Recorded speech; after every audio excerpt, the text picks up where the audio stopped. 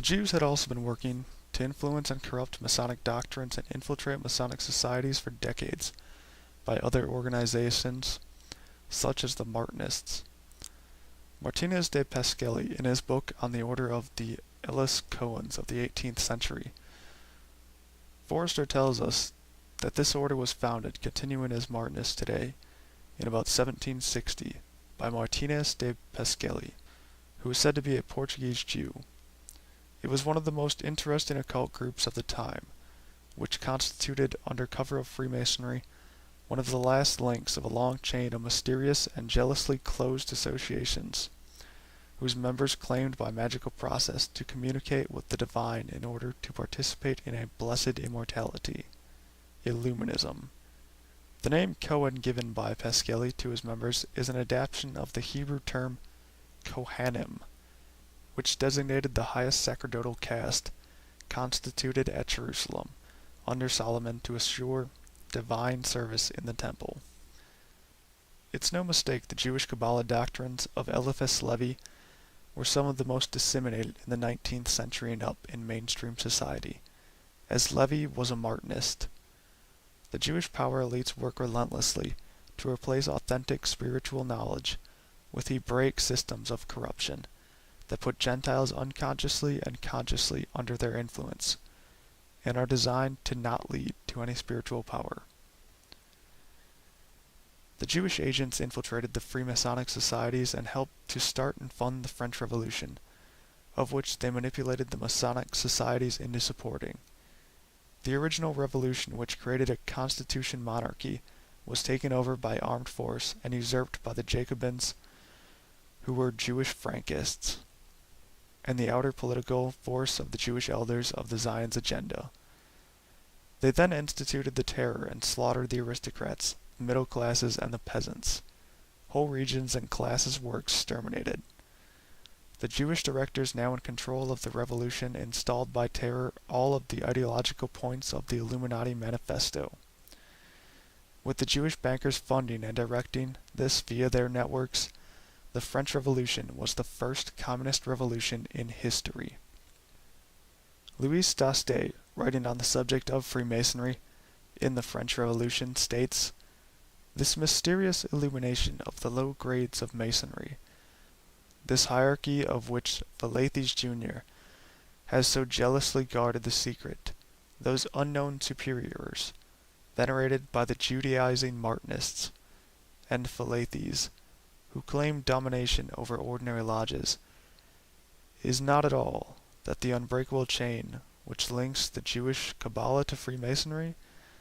And have we not henceforth the right to suspect the occult power hidden behind the Masonic lodges to be the brain of Judaism, which would conquer and dominate the entire world?" In time, it fell apart with a coup that put Napoleon into power, who ended the terror and restored order, and brought about a more authentic Masonic order. In his statements and action, he refuted the Jewish Jacobin ideology of communism. In 1827, Sir Walter Scott published his 9-volume set, The Life of Napoleon, and in Volume 2 he states that the French Revolution was planned by the Illuminati, and was financed by the money changers of Europe. Napoleon was a Mason, most noted by his famous hand-in-the-jacket image, which was a common gesture in many paintings and later photographs of hundreds of men in the Western world, as it is a sign of degree of the Masonic societies. But the Masonic societies had succumbed to the Jewish infiltration in 1811 in Frankfurt. The new Frankfurt Lodge was established as now head of European Freemasonry, of which the founders and leaders to this day are the Jewish Rothschilds, and was co-founded by the Jew Zvi Hirsch.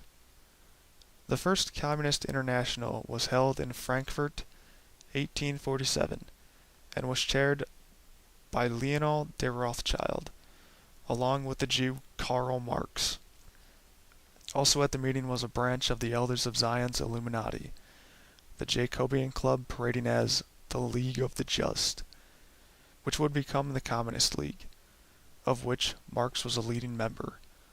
Marx was commissioned by Rothschild to write the Communist Manifesto. The manifesto was published the following year, 1848, the largest support and circulation of the Communist Manifesto was conducted by the network of worldwide Freemasonry. During the decade of the 1840s, the word communist came into general use to describe those who hailed the left wing of Jacobean Club of the French Revolution as their ideological forefathers. This political tendency saw itself as egalitarian heritors of the 1795 Conspiracy of Equals, headed by Gracchus Babeuf. The Sans Culottes of Paris, which had decades earlier been the base of support for the Babeufs, artisans, journeymen, and urban unemployed, was seen as a potential foundation for a new social system, based upon the modern machine production of the day.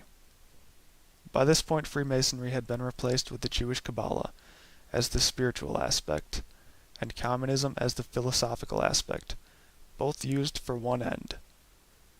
During the ceremonies of the ritual for the Royal Arch degree, the candidate is asked, "Brother Inspector, what are you?" And he replies, "I am that I am." Can you imagine that? When Moses asked God to name himself, God said, "I am that I am."